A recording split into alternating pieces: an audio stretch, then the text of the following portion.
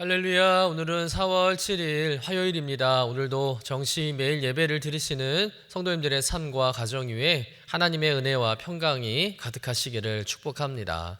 다 같이 사도신경으로 우리의 신앙을 고백하며 예배의 자리로 나가겠습니다. 전능하사 천지를 만드신 하나님 아버지를 내가 믿사오며 그 외아들 우리 주 예수 그리스도를 믿사오니 이는 성령으로 잉태하사 동정녀 마리아에게 나시고 본디오 빌라도에게 고난을 받으사 십자가에 못 박혀 죽으시고 장사한 지 사흘 만에 죽은 자 가운데서 다시 살아나시며 하늘에 오르사 전능하신 하나님 우편에 앉아 계시다가 저리로서 산 자와 죽은 자를 심판하러 오시리라. 성령을 믿사오며 거룩한 공예와 성도가 서로 교통하는 것과 죄를 사하여 주시는 것과 몸이 다시 사는 것과 영원히 사는 것을 믿사옵나이다. 아멘. 다 같이 찬송가 488장 우리 함께 찬송하겠습니다.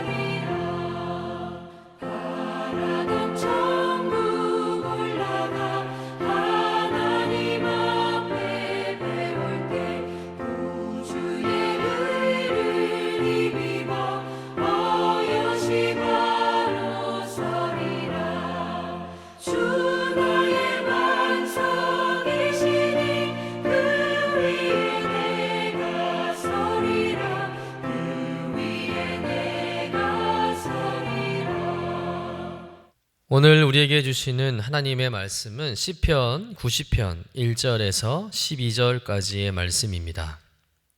함께 받들어 읽겠습니다.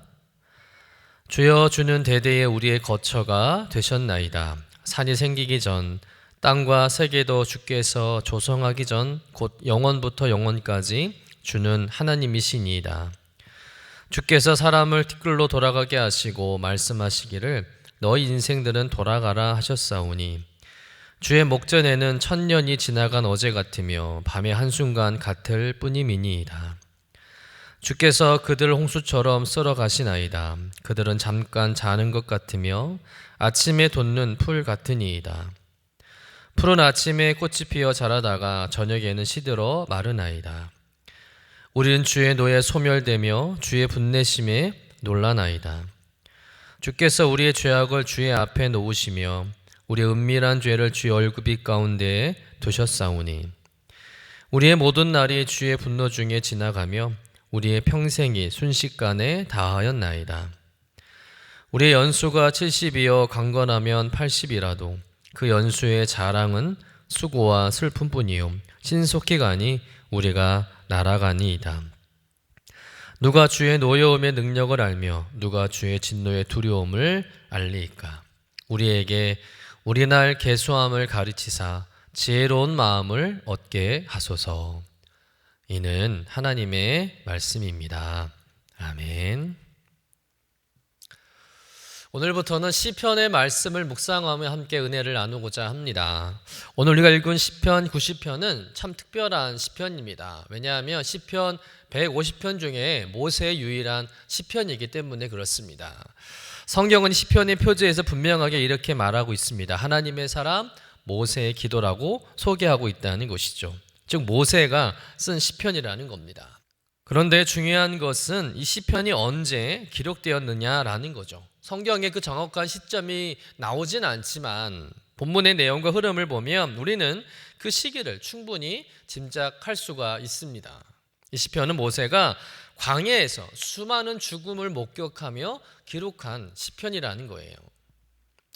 출애굽한 이스라엘 백성들이 가나안 땅을 눈앞에 두고도 하나님을 믿지 못했던 사건이 있었습니다. 바로 가데스 바네아 사건이죠. 그곳에서 12 정탐꾼 중에 10명이 두려움의 보고를 했고 백성들은 그 보고를 듣고 밤새 통곡하며 하나님을 원망했습니다. 그 결과 하나님께서 여호수아와 할렙을 제외한 출애굽 1세대가 광야에서 죽게 될 것을 선언하시게 되죠.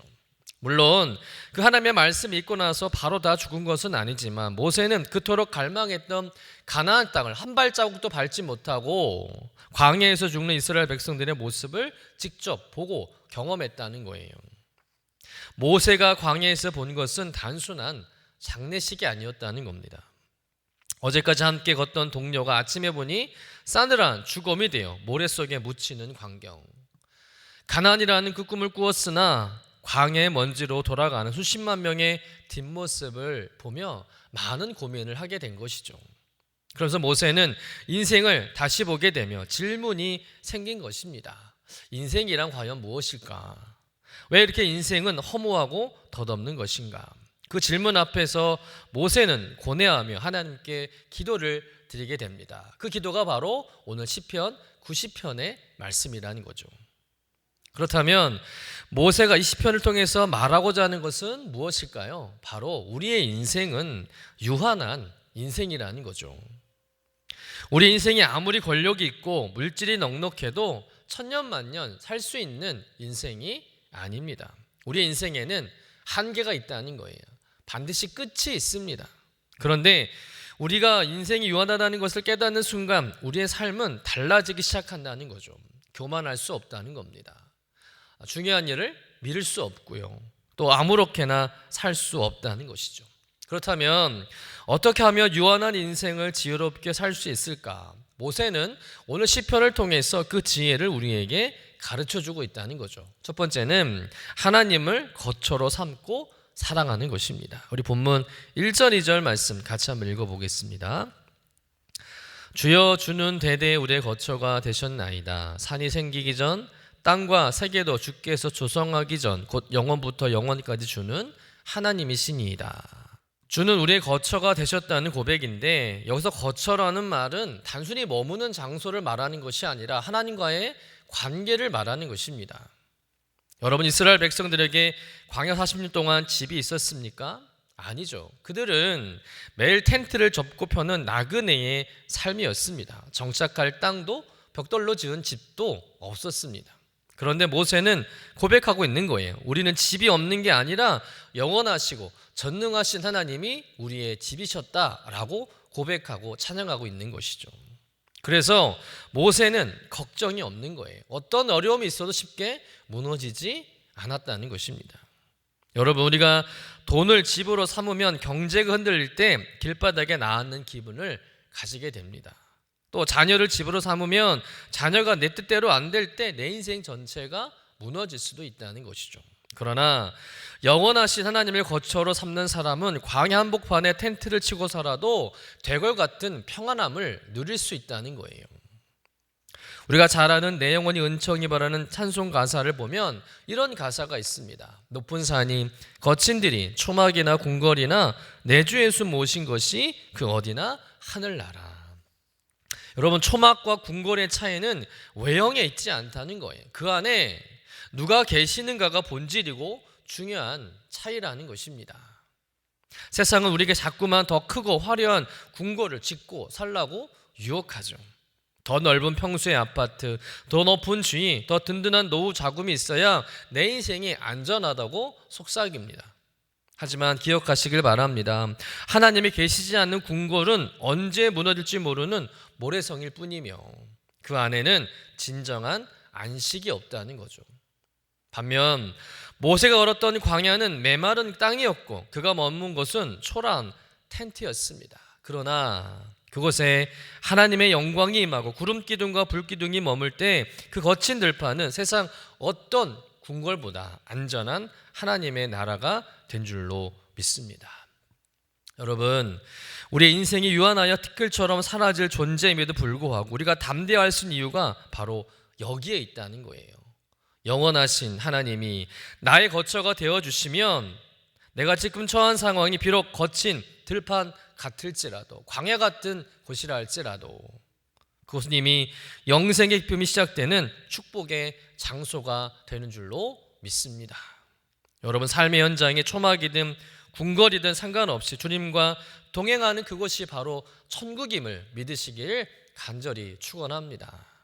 유한한 인생 속에서 하나님을 삶의 거처로 삼고 영원한 하늘나라의 기쁨을 누리며 살아가는 여러분 되시기를 주님의 이름으로 간절히 축원합니다. 두 번째 지혜는 무엇입니까? 인생을 계수하며 살아가는 것입니다. 우리 12절 말씀 같이 한번 읽어볼까요? 우리에게 우리날 계수함을 가르치사 지혜로운 마음을 얻게 하소서. 이 말씀에서 나를 계수한다는 것은 단순히 내 나이를 세거나 남은 수명을 계산하는 산술적 의미를 말하는 것이 아닙니다.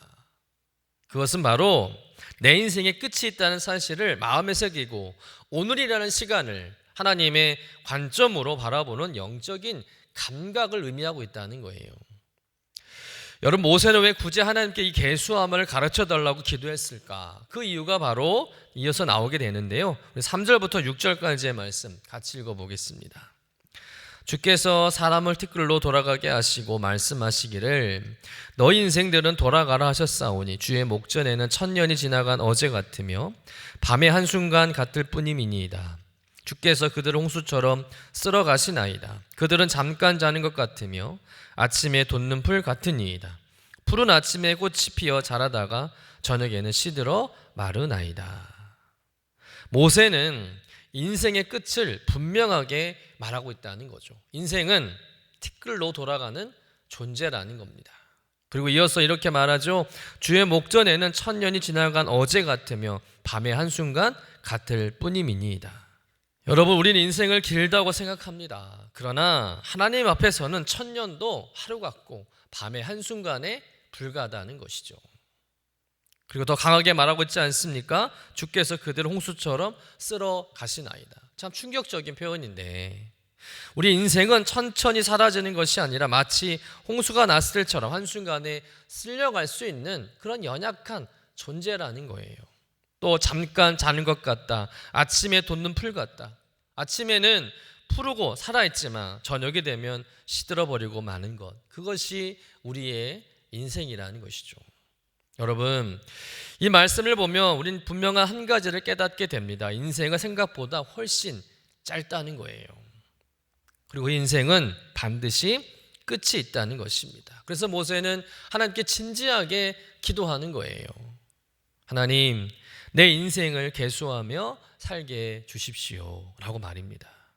여러분, 우리가 아무리 길게 살아도 70, 80에 불과한 거예요. 그리고 그 인생의 자랑은 결국 수고와 슬픔뿐입니다.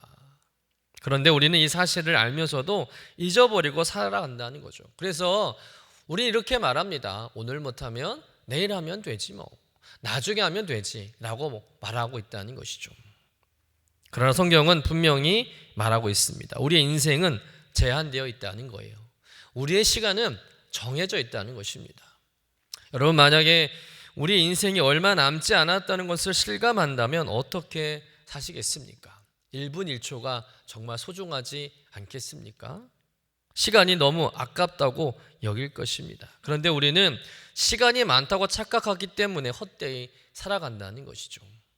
그러나 모세처럼 나를 계수하며 살아가는 지혜로운 사람은 내일을 담보로 오늘의 순종을 미루지 않는다는 거예요. 그래서 오늘 해야 할 일을 미루지 않습니다. 오늘 할 순종을 내일로 미루지 않는다는 거죠. 하나님께서 말씀하셨을 때 좀 더 있다가 순종하겠습니다 라고 말하지 않는다는 겁니다. 당장 순종하는 줄로 믿습니다. 사랑해야 할 사람이 있을 때 그 사람을 내일로 미루지 않습니다. 지금 당장 사랑한다는 것이죠.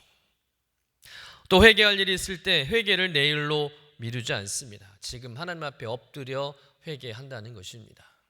여러분, 인생을 계수하며 사는 사람은 시간을 다르게 사용합니다. 시간을 소비하지 않고 그 시간을 하나님께 구별하여 드립니다. 아무 의미 없이 흘려보내지 않고 하루하루를 하나님 앞에 계산하며 살아간다는 것이죠. 여러분, 인생의 짧음 때문에 절망하지 마시고 오히려 그 짧은 인생 속에서 영원하신 하나님을 만났다는 사실에 감사하는 여러분 되시기를 간절히 축원합니다. 오늘 이 하루가 다시 돌아오지 않을 하루로 여기시고 오늘 일을 내일로 미루지 마시고 하나님을 나의 삶의 거처로 삼고 인생을 계수하며 살아가는 지혜로운 여러분 되시기를 주님의 이름으로 간절히 축원합니다. 기도하겠습니다. 사랑과 은혜가 풍성하신 하나님 아버지, 오늘 시편 90편의 말씀을 통해서 우리 인생이 얼마나 유한한 존재인지를 깨닫게 해주시니 감사드립니다. 주님, 우리에게 우리날 계수함을 가르쳐 주옵소서.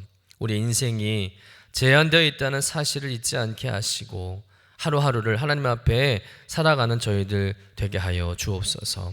하나님, 하나님께서 우리의 거처가 되어 주심을 믿습니다. 변하는 세상 속에서 변하지 않는 하나님을 붙들게 하시고 환경이 아니라 하나님 위에 서는 인생 되게 하여 주옵소서. 그래서 초막에 거할지라도 주님과 동행함이 궁궐보다 나음을 고백하는 참된 평안을 허락하여 주시옵소서. 오늘도 우리에게 주신 이 하루를 헛되이 보내지 않게 하시고 순종해야 할 것을 미루지 않게 하시며 사랑해야 할 사람을 지금 사랑하게 하시고 회개해야 할 것을 지금 내려놓게 하여 주시옵소서. 오늘도 하나님을 내 삶의 거처로 삼고 인생을 계수하며 살아가는 지혜로운 인생 되게 하여 주옵소서. 감사드리며 거룩하신 예수님의 이름으로 기도드립니다. 아멘. 하늘에 계신 우리 아버지여, 이름이 거룩히 여김을 받으시오며 나라가 임하시오며 뜻이 하늘에서 이루어진 것 같이 땅에서도 이루어지이다. 오늘 우리에게 일용할 양식을 주시옵고 우리가 우리에게 죄 지은 자를 사하여 준 것 같이 우리 죄를 사하여 주시옵고 우리를 시험에 들게 하지 마시옵고 다만 악에서 구하시옵소서. 나라와 권세와 영광이 아버지께 영원히 있사옵나이다. 아멘.